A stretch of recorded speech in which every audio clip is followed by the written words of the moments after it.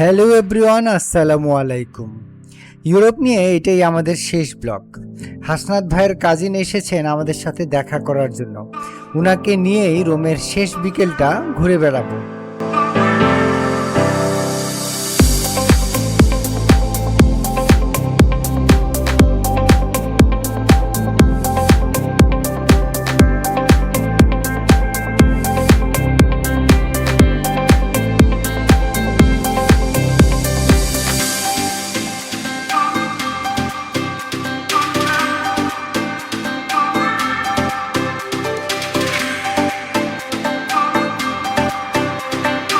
আমরা এখন আছি ট্রেডি ফাউন্টেন, রোমে অবস্থিত একটি খুবই সুন্দর স্থাপনা।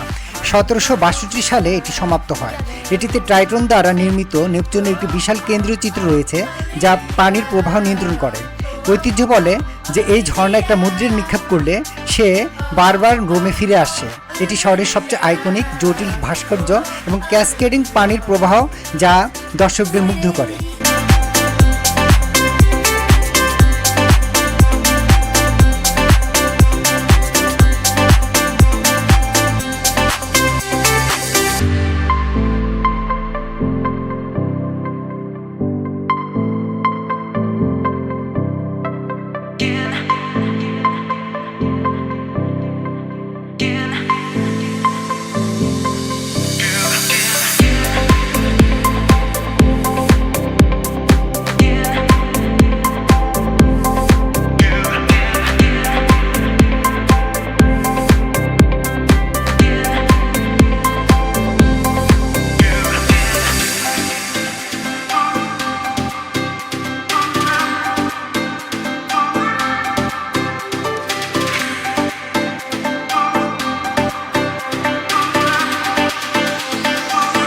রাতে কাজিন ভাই আমাদের ডিনার করিয়েছেন সে একই বাংলাদেশি রেস্টুরেন্টে।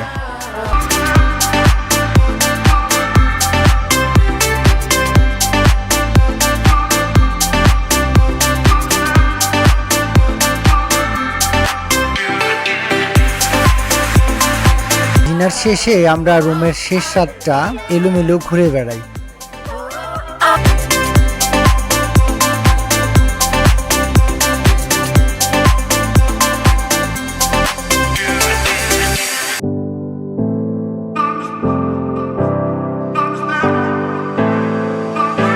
আজ শুক্রবার, ইউরোপ ট্রিপের শেষ দিন। রাত 9:30টায় আমরা ইতালি থেকে স্পেনের উদ্দেশ্যে যাত্রা করব। দুপুর 12:30টায় আমাদের হোটেল থেকে চেক আউট করতে হবে। তাই আমরা সকাল সকাল বেরিয়ে পড়েছি হাসনাত ভাইয়ের কিছু শপিং করার জন্য।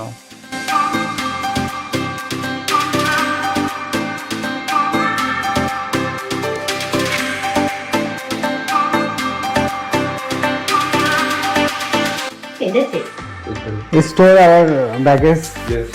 You can have one love. Okay, that's a compliment.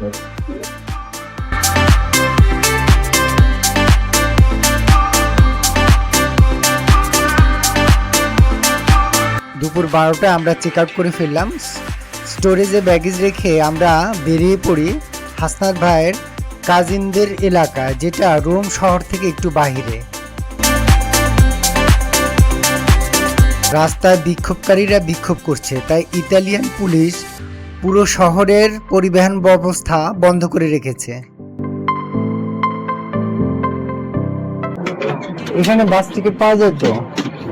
Bus ticket নিয়ে নাও। 5 টাকা আছে।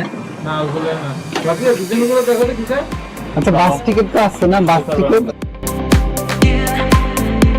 রোম টার্মিনালের সামনে একটি মার্কেট আছে, যেখানে সব বাংলাদেশিরাই এই মার্কেটের দোকানগুলোর ওনার, যেটা দেখে খুবই ভালো লেগেছে।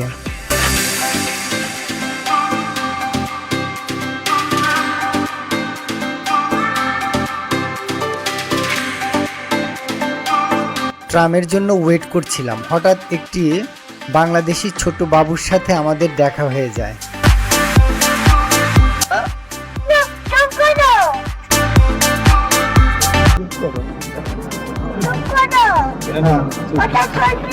হ্যাঁ, বলবো। তোমার আব্বু কই? আম্মু?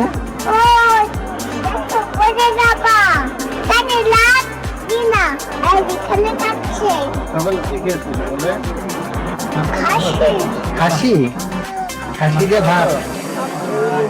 ওর সাথে সময়টা আমাদের ভালোই কাটছিল। ও না থাকলে 1 ঘন্টার সময় ট্রামের জন্য ওয়েট করা অনেক কষ্ট হয়ে যেত।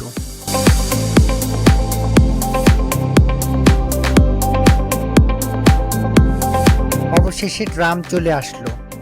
রোমের ট্রাম নেটওয়ার্ক শহরটিতে চলাচলের জন্য একটি সুন্দর ব্যবস্থা। এটি 6টি প্রধান লাইন দ্বারা গঠিত।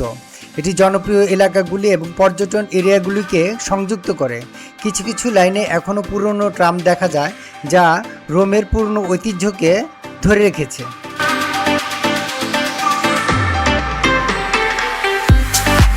হাসনাত ভাইয়ের আরেকজন কাজিন ভাই আমাদেরকে ট্রাম স্টেশনে এসে রিসিভ করলেন। এখন ওনাকে সঙ্গে নিয়েই আমরা অন্য একটা এলাকাতে জুম্মার নামাজ পড়তে যাচ্ছি।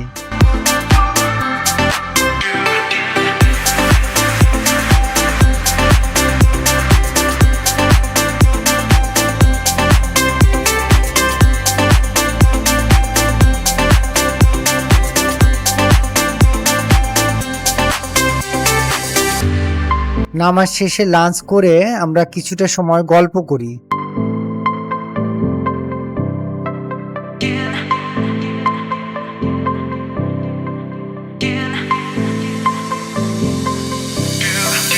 এখন 4টা বাজে।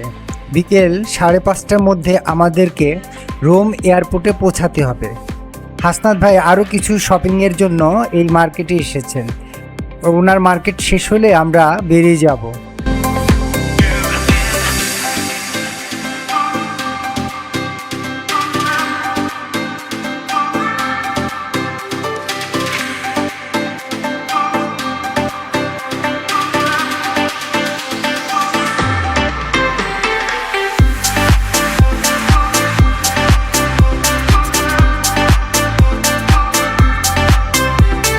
আমরা এখন রোম এয়ারপোর্টের পথে আছি।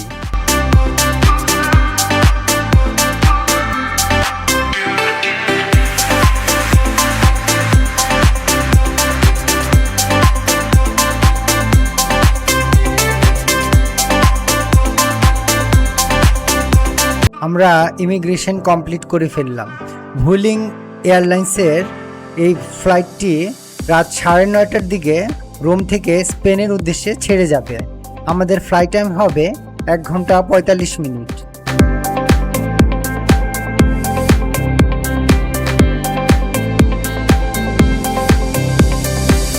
রোমের লিওনার্দো দা ভিঞ্চি আন্তর্জাতিক বিমানবন্দর ইতালির ব্যস্ততম এবং আন্তর্জাতিক ভ্রমণের প্রধান কেন্দ্র। শহরের কেন্দ্র থেকে 35 কিলোমিটার দক্ষিণ পশ্চিমে অবস্থিত।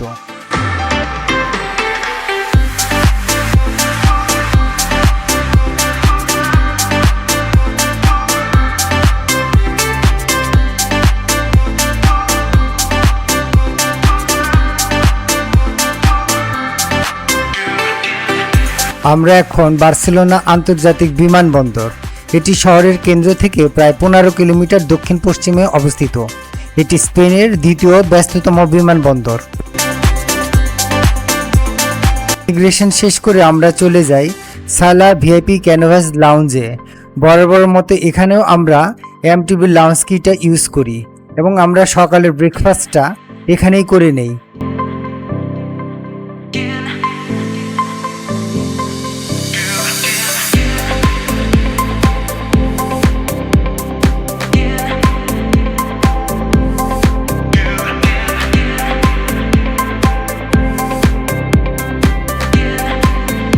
কাতার এয়ারওয়েজের QR 642 ফ্লাইটটি সকাল 9:30টায় স্পেনের বার্সেলোনা এয়ারপোর্ট থেকে ছেড়ে যাবে এবং বাংলাদেশে পৌঁছাবে ভোর 3:45 মিনিটে। আমাদের ফ্লাইট টাইম হবে প্রায় 10 ঘন্টা। এখন আমরা আছি দোহা হামাদ ইন্টারন্যাশনাল এয়ারপোর্ট। এখান থেকে আমরা ফ্লাইট চেঞ্জ করে বাংলাদেশে যাব। ইউরোপ নিয়ে আমার এই 10 পর্বের ব্লগগুলো কেমন ছিল জানাবেন। আমি চেষ্টা করেছি আমার এই যাত্রার সব কিছুই শেয়ার করার জন্য। আমি বাংলাদেশে ফিরে যাচ্ছি, আবার হয়তো দেখা হবে নতুন কোনো ব্লগ নিয়ে, সেটা হতে পারে দেশে কিংবা দেশের বাইরে। আপনারা আমার সঙ্গে থাকবেন আশা করছি। সবাই ভালো থাকবেন, সুস্থ থাকবেন। সে পর্যন্ত বিদায়। আল্লাহ হাফেজ।